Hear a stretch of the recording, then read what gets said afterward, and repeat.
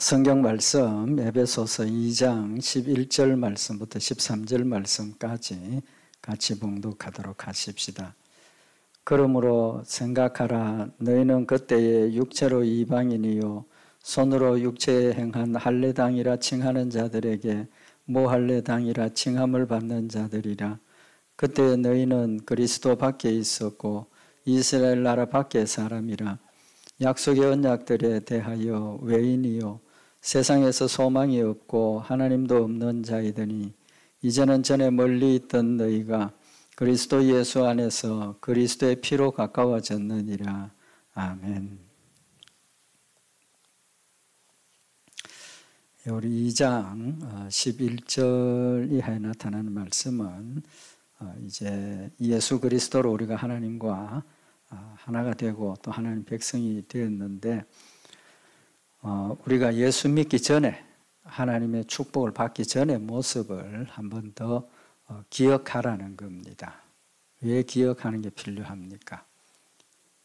과거를 묻지 마세요 그러는데 때로는 우리가 과거를 기억해야 될 때도 있습니다. 왜 그러냐 하면 과거에 우리가 하나님을 알지 못하고 죄악된 가운데 살던 이제 그런 모습들을 한번 되돌아보면 지금 현재 하나님께서 우리에게 주신 은혜와 사랑이 얼마나 크고 귀한가 하는 것을 또 알 수가 있고 또 느끼게 되고 또 우리의 마음속에 또 새로운 또 은혜가 될 수 있기 때문에 우리 과거의 우리의 모습을 한번 돌아보라라고 말씀을 하시는 겁니다. 여기 에베소서 2장 11절에 보면 그러므로 생각하라. 이 생각하라는 단어는 기억하라는 단어입니다. 기억하라. 그리고 이건 명령형입니다. 해도 되고 안 해도 되고 또는 뭐 한번 생각 한번 해봐 뭐 이런 권면이 아니라 명령입니다. 생각을 하라는 겁니다. 그래서 우리가 신앙생활을 하면서 이제도 말씀드린 것처럼 우리의 과거의 모습 또 우리의 현재의 모습 또 하나님께서 과거에 나에게 행하셨던 그런 은혜스러운 일들 이런 일들은 우리가 마음에 늘 새기고 기억할 필요가 있다는 거죠. 오늘 여기는 우리가 이방인일 때 구원받기 전에 이방인일 때의 모습을 한 번 더 기억을 하라라고 말씀을 하고 있습니다. 그래서 과거와 현재를 한번 비교를 하고 또 하나님 주신 은혜와 사랑을 다시 한번 마음에 새겨서 우리의 마음속에 감사와 또 사랑과 열심을 채우라는 그런 명령의 말씀입니다. 너희는 그때에 육체로는 이방인이요. 그때는 언제입니까? 예수 믿기 전에 때는 육체로는 이방인이요. 손으로 육체에 행한 할례를 받는 무리라 칭하는 자들로부터 할례를 받지 않은 무리라 칭함을 받는 자들이라. 우리 어떤 사람이었느냐 하는 것을 정확하게 지금 구체적으로 지적을 하고 있습니다. 육체로는 이방인이다. 왜 육체로는 이방인이라는 이야기를 하시겠습니까? 이스라엘 백성들 또 예수님 오시기 전에는 일반적으로 우리가 알고 있기를 혈통적인 이스라엘 사람, 다시 말하면 혈통적인 아브라함의 후손만이 택한 백성이고 구원받는다는 사실을 기억을 하고 있었다는 겁니다. 그렇게 알고 있었다는 거죠. 그러니까 육체로는 이방인이라는 것은 혈통적으로 아브라함의 후손이 아니기 때문에 절대로 구원받을 수 없는 사람이다. 그러니까 하나님으로부터 버림받은 사람이다라고 우리가 알고 지내던 때였다는 거죠. 또 손으로 육체에 행한 할례를 받은 무리라 칭하는 자들로부터 그러니까 여기 특별히 뭘 강조를 했느냐 하면 할례를 받는 무리인데 어떤 할례입니까? 손으로 육체에 행한 할례를 받은 무리라 칭하는 자들로부터 누구를 이야기를 합니까? 혈통적인 유대인들을 지금 이야기를 하는 거죠. 혈통적인 유대인들은 손으로 육체에 우리는 행한 할례를 받은 사람이다. 우리는 할례 받은 사람이다. 이제 그렇게 주장을 하죠. 그러니까 혈통적인 아브라함의 후손들은 한 사람도 빠짐없이 손으로 행한 할례를 받은 사람들이라는 거죠. 그래서 여기 의미는 손으로 육체에 행한 할례를 받은 무리라 칭하는 자들로부터 할례를 받지 않은 무리라 칭함을 받았다. 우리는 무할례자들이라는 거죠. 이방인들은 할례 받지 못한 사람이다라는 그런 선포를 당하고 있었다는 겁니다. 그 의미가 뭡니까? 구약시대에 천국 가는 조건은 두 가지죠. 하나는 혈통적인 아브라함의 후손이어야 한다는 것하고, 아브라함의 후손이라 할지라도 할례를 받은 자라야 된다는 겁니다. 그러니까 여기 육체적으로는 이방인이고 할례도 못 받았고, 그러니까 조건은 천국 갈 수 있는 조건이 있습니까 없습니까? 하나도 없다는 겁니다. 하나도 없다. 이제 그렇게 보면 우리는 지옥 가는 백성이라는, 지옥 가는 사람이다. 지금 그걸 지금 기억을 하라는 겁니다. 그러면 우리가 다 아는 이야기지만 할례의 의미가 뭡니까? 할례. 할례라는 것은 하나님께서 아브라함에게 언약의 표로 주신 겁니다. 언약의 표로. 그래서 하나님께서 창세기 17장에 보면 하나님께서 아브라함에게 이제 찾아오셔서 너에게 가나안 땅을 주겠고 믿음의 조상이 되도록 하겠다. 이제 그런 약속들을 하시면서 하나님께서 아브라함에게 약속을 합니다. 아브라함이 해야 될 일을 한 가지 제시를 하는 거죠. 그게 뭐냐 하면 할례입니다. 할례. 그래서 창세기 17장 9절에 보면 하나님이 또 아브라함에게 이르시되 그런즉 너는 내 언약을 지키고 내 후손도 대대히 지키라. 너희 중 남자는 다 할례를 받으라. 이것이 나와 너희와 너희 후손 사이에 지킬 내 언약이니라. 하나님께서 아브라함에게 하나님 말씀 순종해라 하시는 말씀하시기 전에 아직 율법을 주시기 전이죠. 그죠? 주시기 전인데 아브라함에게 언약을 지킨다. 언약을 주신다는 겁니다. 언약을 주신다는 게 너는 너희 자손들이 남자는 다 할례를 받도록 해라. 그럼 나는 뭘 하겠다는 겁니까? 하나님 주신 약속을 지키시겠다 그 말입니다. 가나안 땅을 주시겠다고 했고 많은 그런 자손을 주시겠다고 하신 약속을 아브라함이 할례를 행하면 하나님도 해주시겠다는 겁니다. 그러면서 창세기 17장 10절에 보면 너희 중 남자는 다 할례를 받으라. 이것이 나와 너희와 너희 후손이 사이에 지킬 내 언약이니라. 그래서 아브라함이 하나님의 백성으로 살아가기 위해서는 하나님 약속하신 가나안 땅과 자손의 축복을 받기 위해서는 뭘 해야 된다는 겁니까? 할례를 행해야 된다는 거죠. 한 가지 그런 의무를 주신 겁니다. 근데 이 할례는 하나님께서 왜 하라고 하셨느냐 하면 창세기 17장 11절에 보면 너희는 양피를 베어라. 12장에 보면 너희는 양피를 베어라. 이것이 나와 너희 사이에 언약의 표징이니라. 언약의 표징으로. 우리 계약서 쓰죠. 계약서가 우리 서로의 계약을 확인하는 점검물이라는 거죠. 마찬가지로 이 몸의 할례를 행하라는 것은 하나님의 언약의 표징이라는 겁니다. 왜 언약의 표징을 주셨겠습니까? 문제는 모든 사람이 공통적으로 정도의 차이는 있는데 공통적으로 가지고 있는 게 뭡니까? 건망증, 잊어버리는 거. 제가 건망증이 좀 심한 사람이라서 건망증 자랑을 자주 하는데 하나님께서 저는 그런 생각을 해요. 하나님께서 우리 사람들에게 주신 큰 은혜 중에 하나가 건망증이라고 생각을 합니다. 왜 그렇습니까? 좋고 기쁘고 즐거운 일은 기억하면 좋지만 안 좋은 기억들은 잘 잊어버려야 마음이 편해지고 정리가 되잖아요. 뭐 그런 그냥 사담이고 어쨌든 하나님께서 우리 사람들에게 주신 기억력에는 한계가 있다는 겁니다. 또 우리가 바쁘게 살다 보면 하나님 우리에게 주신 이 약속을 잊어버리고 산다는 거죠. 우리도 늘 하나님 기억하고 사는 것 아니잖아요. 그렇기 때문에 하나님께서 몸의 할례를 행함으로 해서 몸에 내가 하나님의 언약의 표를 지니고 있으니까 하나님을 그나마 더 많이 기억할 수 있다는 겁니다. 기억하도록 하기 위해서. 오늘 여기도 그러므로 생각하라, 기억하라. 우리가 하나님을 기억하는 것이 그만큼 중요하다는 겁니다. 그래서 기억할 수 있도록 잊어버리지 않도록 몸에 언약의 표를 주신 겁니다. 그 다음에 이 할례는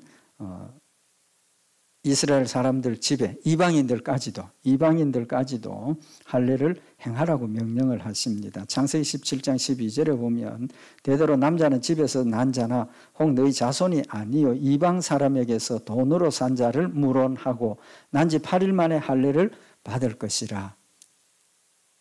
하나님께서 분명히 아브라함의 후손들에게만 할례를 행하라고 하신 게 아니고 누구도 포함되어 있습니까?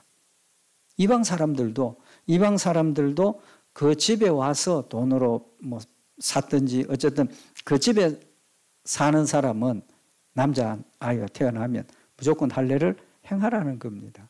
여기에서 우리는 뭘 느낄 수 있습니까? 벌써 여기도 누가 포함되어 있습니까? 이방인들도 지금 할례의 대상이 포함이 되어져 있는 겁니다. 포함이 되어져 있다고. 근데 그때 시대에는 이방인들이 뭐 이렇게 교제도 많지 않고 교류도 많지 않고 이러니까 제외된 것처럼 그렇게 생각을 하는데 하나님께서 이방인들도 할례를 행하라고 말씀을 하셨다는 거죠. 그 다음에 창세기 17장 13절에 너희 집에서 난 자든지 너희 돈으로 산 자든지 할례를 받아야 하리니 이는 내 언약이 너희 살에 있어 영원한 언약이 되려니와. 하나님의 이 약속을 잊어버리지 않도록 영원토록 기억하고 자자손손 하나님께서 주신 축복을 유업으로 이어가라라고 말씀을 하시고 14절에 보면 할례를 받지 아니한 남자 곧 그 양피를 베지 아니한 자는 백성 중에서 끊어지리니 그가 내 언약을 배반하였음이니라. 언약을 배반했다. 할례를 안 받으면.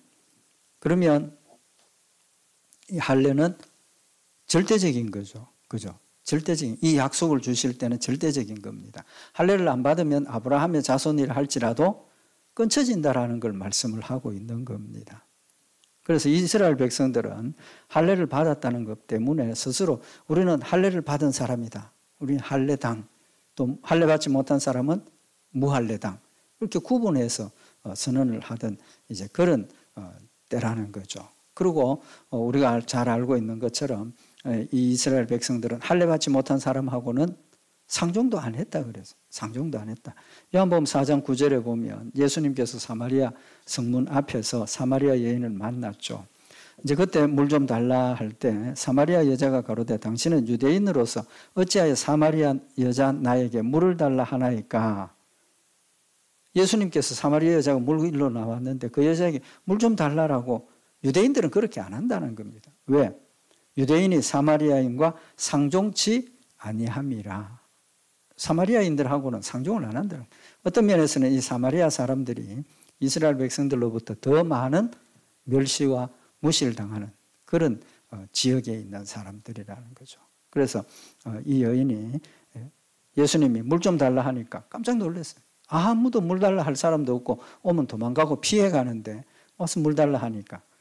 그래서 이 이스라엘 백성들이 이방인과 자기들과의 관계를 어떻게 가지고 있는가 하는 게 상징적으로 우리에게 보여주는 이제 그런 내용이기도 합니다. 그래서 하나님께서 할례를 받은 자는 이방인이라도 할례를 받은 자는 하나님의 백성에 포함이 되었고 언약에 포함이 되고 이스라엘 백성이라 할지라도 할례를 받지 않으면 끊쳐진다라고 분명히 말씀을 하고 있는 겁니다. 그래서 오늘 이 말씀에서 이방인들의 모습이 혈통적으로 아브라함의 자손이 아니고 두 번째는 할례를 받지 못한 사람이니까 이 사람들은 구원받을 수 없는 사람이다라고 다들 생각을 하고 있었다는 겁니다. 그런데 하나님께서 구약에 주신 이런 의식들, 할례나 제사나 이런 것들은 하나님이 그냥 주신 게 아니고 그런 의식들을 통해서 뭘 우리에게 보여주시는 겁니까? 앞으로 하나님께서 행하실 구원의 역사에 대한 것을 미리 보여주시는 의미가 있다는 거죠. 그래서 이 할례의 의미도 지금은 어떤 그걸로 됩니까? 구약시대 할례가 지금은 세례하고 같은 거예요. 세례하고 의미가 같은 거예요. 그래서 할례도 하나님께서 믿음을 아브라함과 언약을 하시면서 아브라함이 할례를 행한 이유가 뭡니까? 하나님 주신 약속을 뭐 했기 때문에?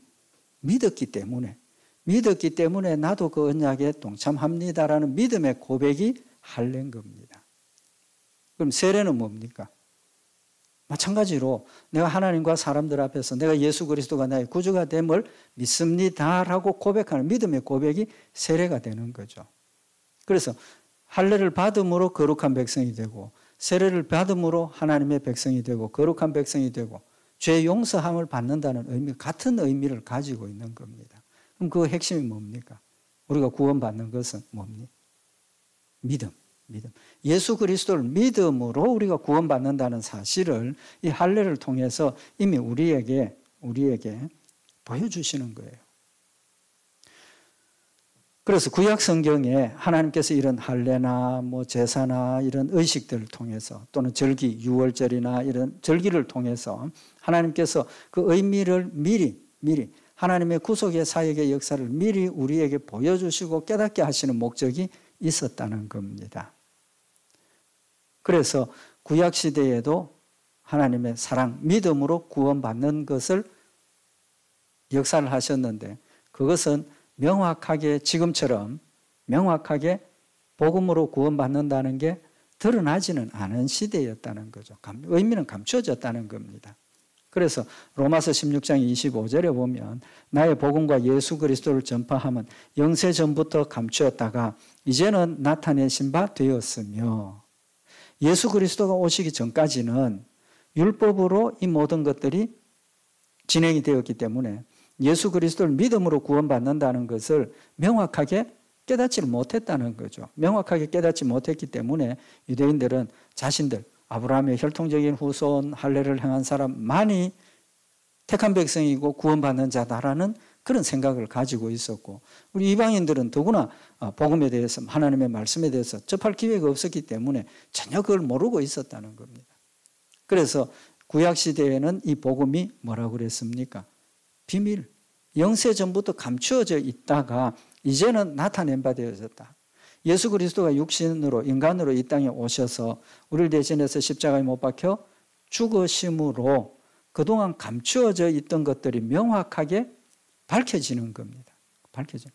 이때까지 예수님이 오셔야 완성이 되는 그 일이었기 때문에 예수님 오시기 전까지는 그저 희미하게 알고 있다가 예수님 직접 오셔서 십자가에 못 박혀 죽으시고 하나님의 아들이심을 우리에게 믿게 하시는 그런 역사를 통해서 이제는 믿음으로 예수 그리스도를 믿음으로 구원받는다는 사실이 명확해졌다는 겁니다. 확실하게 우리에게 제시가 되고 알려졌다는 겁니다. 그래서 요한복음 로마서 16장 26절에 이제는 나타내신 바 되었으며 영원하신 하나님의 명을 쫓아 선지자들의 글로 말미암아 모든 민족으로 믿어 순종케 하시려고 알게 하신 바 그 비밀의 계시를 쫓아낸 것이니 이 복음으로 너희를 능히 경고케 하실 지혜로우신 하나님께.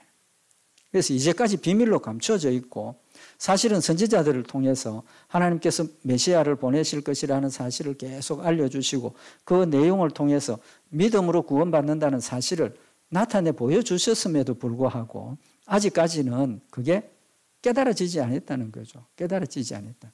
그런데 예수 그리스도가 실제로 오심으로 이게 이렇게 되었구나. 이 말씀이 이런 뜻이었구나. 깨달아지고 밝혀지는 하나님 때가 되어서 우리에게 밝혀지는 그런 순서를 지금 우리에게 말씀을 하고 있는 겁니다.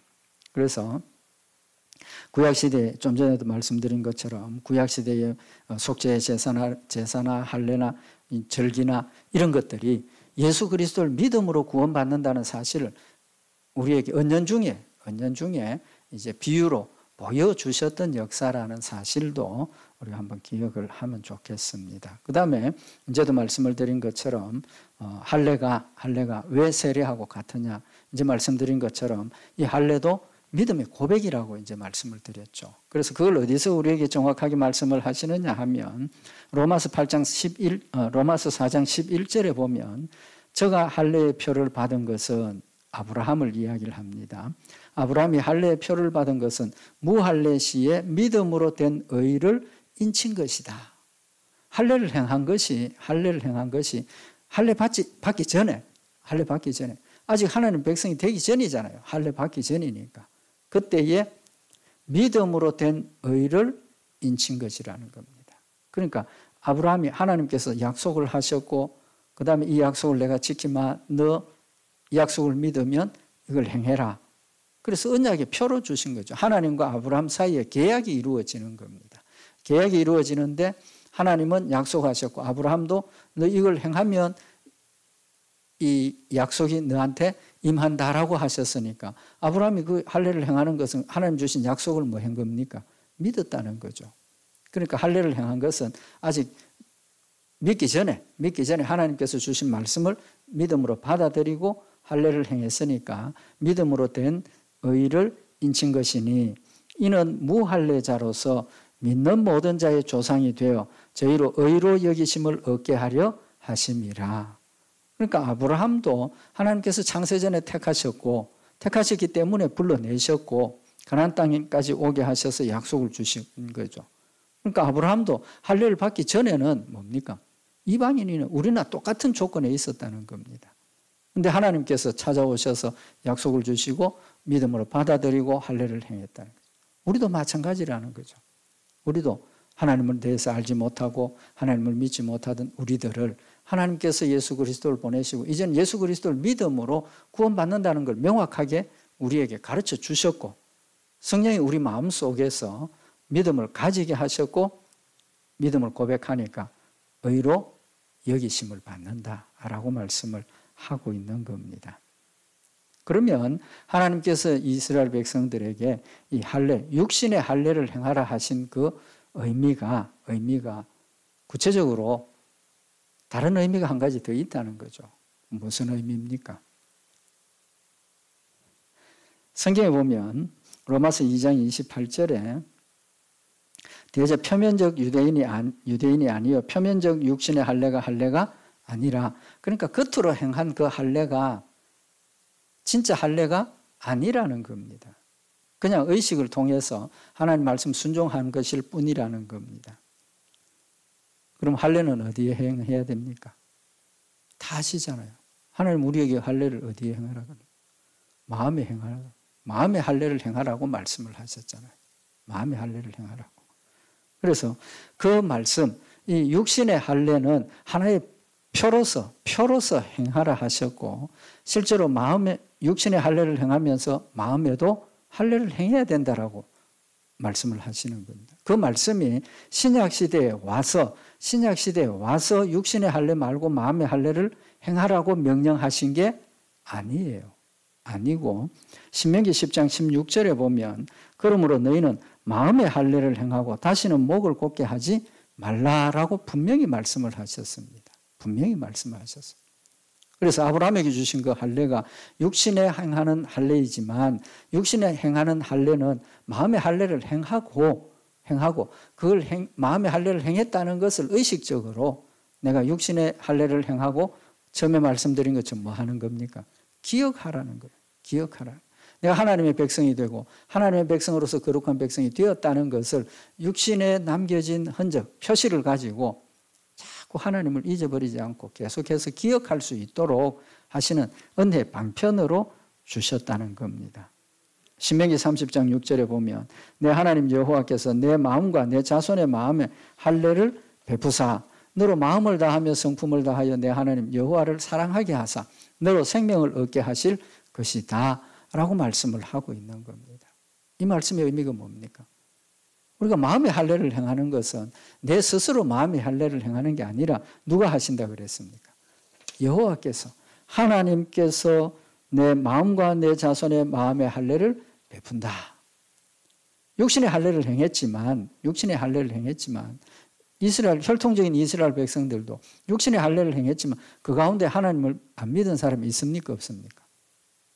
있지 않습니까? 있단 말이에요. 우리가 정확하게 알 수는 없지만 사울 임금 같은 경우는 하나님의 택하심을 받아서 이스라엘의 첫 번째 왕이 되었지만 그가 왕으로서 하나님 말씀대로 순종해 살다가 교만해지고 하나님 버리게 되고 그러니까 마지막에는 하나님의 어떤 징계를 받는 그런 내용들을 우리가 볼 수가 있고 또 이스라엘 백성들 중에도 온전히 하나님을 믿지 않았던 제사장들 레위 지파들 중에도 외식하고 뭐 이러면서 하나님의 징계를 받고 진노를 받았던 그런 사람들도 있었고, 우리 신약 성경에 보면 예수님을 십자가에 못 박아 죽인 핵심적인 역사를 한 사람들이 누굽니까? 제사장, 서기관, 바리새인, 다 그 사람들은 율법에 열심하는 자들이었고 하나님 말씀대로 살려고 노력하던, 물론 위선적인 사람들도 있었지만 근본적으로 하나님을 열심히 두려워하고 율법대로 살려고 노력했던 사람들이라. 그런데 뭘 몰랐습니까? 예수님이 정말 하나님의 아들이시고 우리를 구원하시는 메시아라는 사실을 그들은 몰랐기 때문에 예수님을 십자가에 못 박아 죽이는 그런 일들도 하게 되었다는 겁니다. 사도 바울이 뭐라고 그랬습니까? 내가 예수를 믿는 사람을 옥에 가두고 핍박하고 그랬을 때는 자기가 몰랐기 때문에 그랬다라고 고백을 하고 있지 않습니까? 사도 바울이 정말 율법에도 열심히 있는 사람이었습니다. 예수 믿는 사람들 옥에 가두고 교회를 막 무너뜨리려고 하는 것은 율법적으로 보면 지금 예수님이 율법에 다른 신 두지 말라, 뭐 우상 숭배하지 말라, 하나님 여호와만 경배하라, 10계명의 제일 중요한 계명을 지금 정면으로 대적하고 있는 그런 사람이라는 거죠. 그러니까 율법에 열심히 있는 사람이니까 그냥 놔두면 안 된다는 겁니다. 그래서 사도 바울은 열심히 예수 그리스도를 몰랐기 때문에 열심히 예수 믿는 성도들을 핍박하고 박해하고 스데반을 순교하게 만드는 그런 일에 앞장섰던 사람이라는 거죠.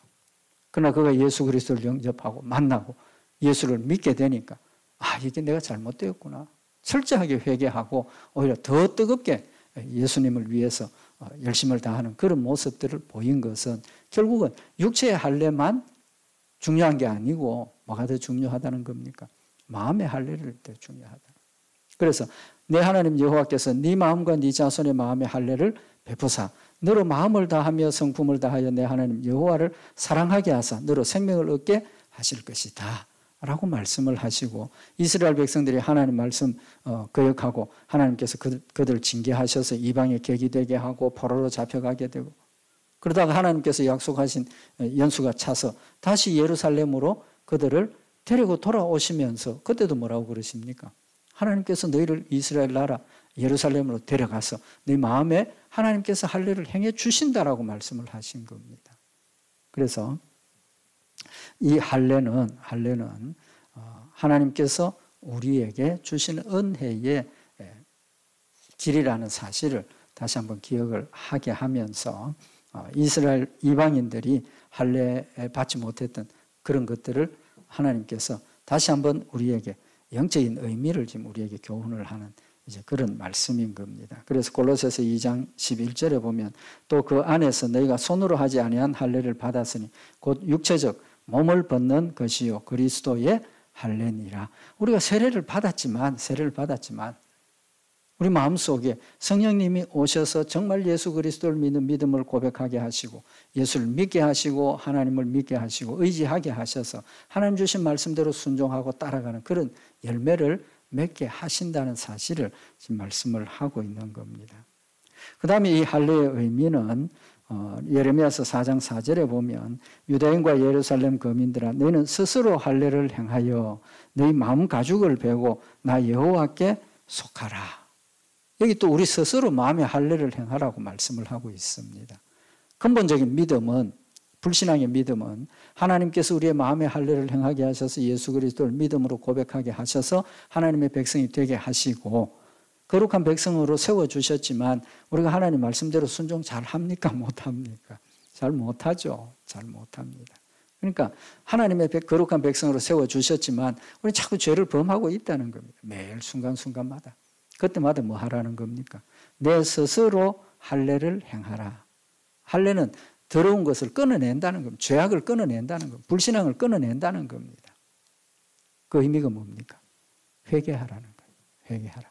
스스로 할례를 행해라 하는 것은 우리가 늘 하나님 앞에서 내 모습을 돌아보고 내 모습이 죄악된 것, 또 성령님께서 내 마음속에 나의 잘못을 깨우쳐 주시고 죄를 지적해 주실 때 믿음으로 인정을 하고, 죄를 인정을 하고 하나님 내가 잘못되었습니다. 하나님 죄를 범했습니다. 스스로 회개를 하면 끊어내면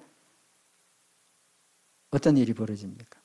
점점 우리가 죄하고 멀어지게 되고 우리의 모습이 그리스도의 모습을 닮아가는 그런 열매를 맺어진다라는 사실을 우리에게 교훈을 하고 있는 겁니다. 그래서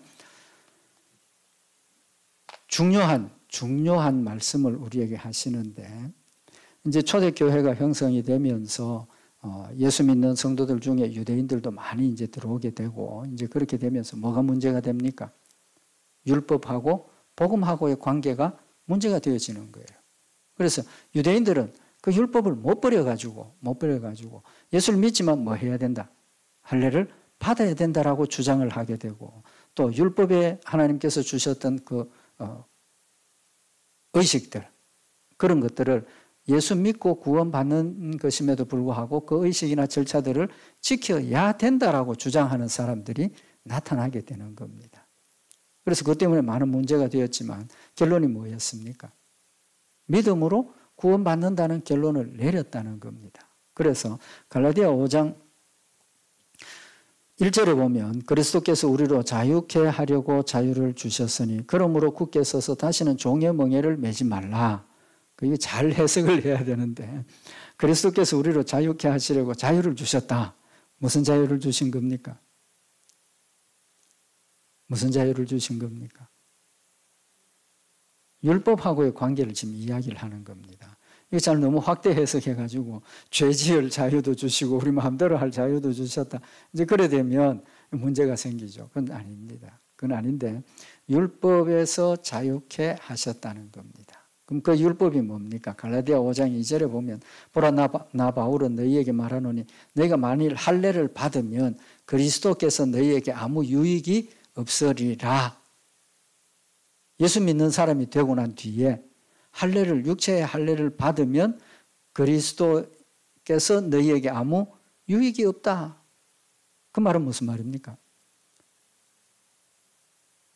율법으로 할례로 구원받는다라고 생각을 하면 하나님께서 예수 그리스도를 통해서 믿음으로 구원받는다는 그 의미하고는 정반대로 돌아가는 겁니다. 그러니까 내가 행함으로, 할례를 행함으로 구원받는 것, 내가 열심히 하나님 말씀 순종하고 하나님 뜻대로 살고 내 의지와 내 노력으로 구원받는다는 그런 결과가 오기 때문에 할례를 받으면 하나님하고는 상관없다라고 말씀을 하시는 겁니다. 그래서 갈라디아 5장 3절에 보면 내가 할례를 받는 각 사람에게 다시 증거하노니 그는 율법 전체를 행할 의무를 가진 자라. 할례를 해야 된다 하고 할례를 행하는 사람은 율법 전체를 행할 의무를 스스로 가지는 사람이라는 거죠. 율법으로 돌아간다는 겁니다. 자신의 노력으로 자신의 수고로 돌아간다는 거죠. 그래서 갈라디아서 5장 4절에 보면 율법 안에서 의롭다 함을 얻으려 하는 너희는 그리스도에게서 끊어지고 은혜에서 떨어진 자로다. 율법 안에서 의롭다 함을 얻으려 한다. 그러니까 할례도 행하고 뭐 율법에서 명하신 그런 의식이나 규례나 그런 것들을 지키려고 노력을 하면 결국은 내 노력으로 구원받으려고 하는 것으로 돌아가니까 내 노력으로는 됩니까? 안 됩니까? 안 된다는 거죠. 안 된다는 겁니다. 그래서 하나님이 주신 믿음으로 구원받는 그런 놀라운 축복을 스스로 버리는 그런 결과가 된다라고 말씀을 하고 있는 겁니다. 그래서 이 할례는 결론은 뭐하고 같다는 겁니까? 앞에서 말씀드린 것처럼 지금 우리가 세례를 행하는 것하고 의미가 같다는 겁니다. 내가 세례를 받는 것은 믿음으로 받는 것, 또 내 믿음을 증거하는 것, 이제 그런 의미가 되어져서 할례를 받는 것하고 같은 의미입니다. 그 다음에 이제 중요한 게 세례는 우리 두 가지로 나누죠. 뭘로 나눕니까? 물세례, 성령세례. 물세례, 성령세례.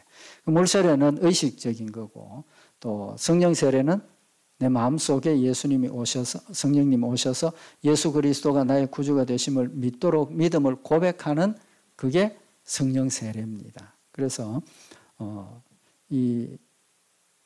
좀 말씀드리기 그렇지만 확실한 믿음을 가지지 못한 상태에서 세례를 받는 사람들도 있습니다. 있어요. 그래서 그때 당시에는 내가 예수 믿는 것 같고 그래서 또 세례를 받았는데 세례를 받았지만 떠나는 사람들도 있고 근데 제일 극단적인 그 순간이 어떤 사례냐 하면 한국에서는 그 남자들 군대를 가죠. 군대를 가면 훈련소에서 훈련 받는데 우리 교회 목사님들이 이제 그 전도할 목적으로 이제 가서 장병들, 그 훈련병들 집단 세례를 주는 그런 일들이 많이 있었어요. 이제 있어서 훈련소에서 고생하고 막 훈련받고 있다가 주일날 교회 가자. 그러면 이제 그때는 쉴 수 있으니까 훈련병들이 피곤하니까 교회를 많이 오고 이제 이러는데 이제 그때 장병들 손들어 이제 세례 믿는 사람 손들어 그러고 막 세례를 베풀었어요.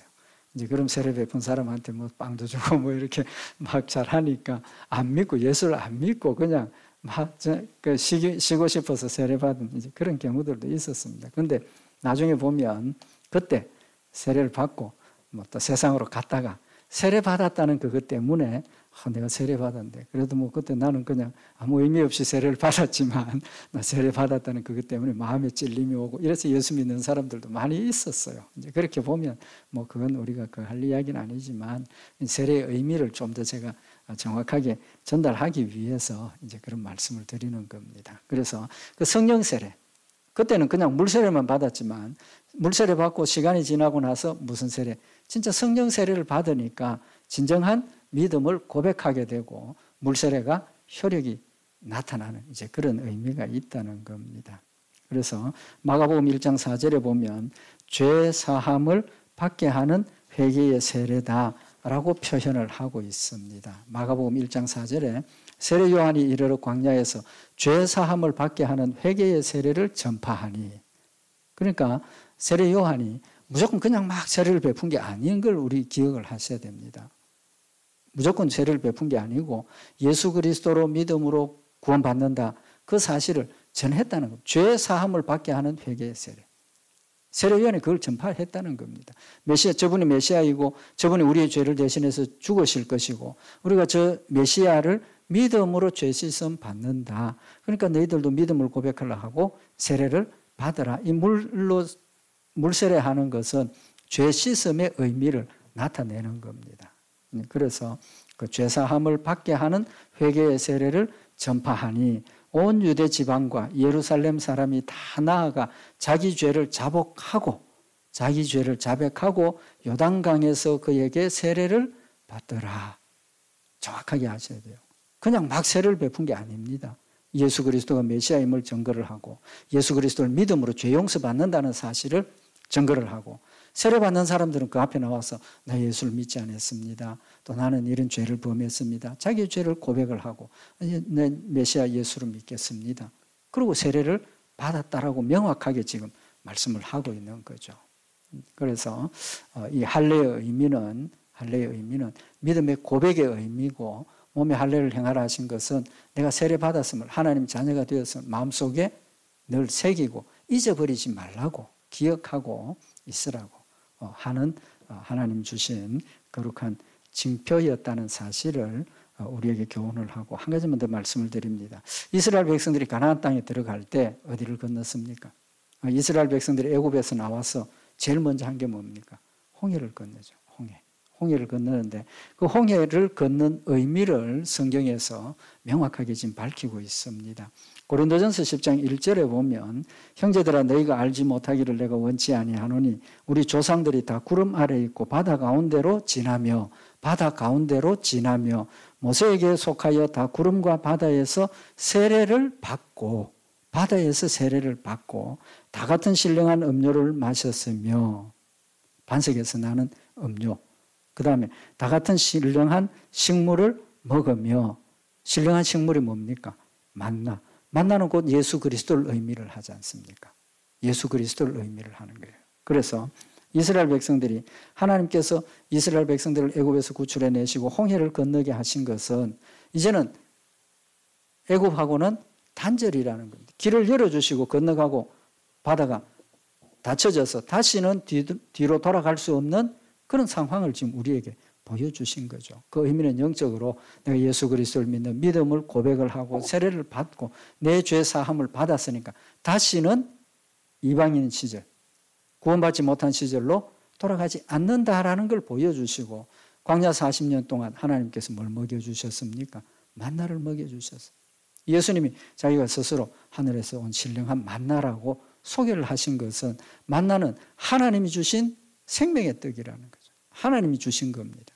예수 그리스도가 이 땅에 오신 것은 우리에게 생명의 떡으로 오셨다는 거죠. 그래서 예수님께서 떡을 떼어주시면서 내 살을 먹으라고 말씀을 하게 되는 겁니다. 그래서 성경이 신약과 구약이 동떨어진 것이 아니고 구약의 모든 내용들이 신약에서 현실화되고 또 실제적인 의미를 우리에게 밝혀주는 그런 의미들이 많이 있다는 것 한 번 더 기억을 하면서 하나님께서 우리로 씻어 정결케 하시고 하나님 백성 되게 하신 그 세례의 의미 또 성령 세례의 의미 우리 오늘 다시 한번 마음에 새기고 우리는 하나님의 거룩한 백성이 되었음을 늘 마음에 기억을 하고 하나님 앞에서 늘 하나님과 동행하는 그런 믿음의 열매들이 있으시기를 바랍니다. 기도드리십시다. 사랑의 하나님 아버지, 창세전에 우리를 택하셔서 하나님 백성으로 삼아주시고 때가 되어서 우리의 마음속에 예수 그리스도를 믿게 하시고 마음에 할례를 행하여 주셔서 거룩한 백성이 되게 하셨음을 진심으로 감사를 드립니다. 하나님 거룩하게 하셨음을 마음에 늘 새기는 저희들 되게 하시고 하나님이 원하시고 기뻐하시는 순종의 열매를 풍성히 맺으며 하나님을 기쁘시게 하고 하늘나라의 아름다운 상급들을 복되게 쌓아가는 열매들이 되도록 주님 축복하여 주시옵소서. 우리 주 예수 그리스도의 이름으로 기도드리옵나이다. 아멘.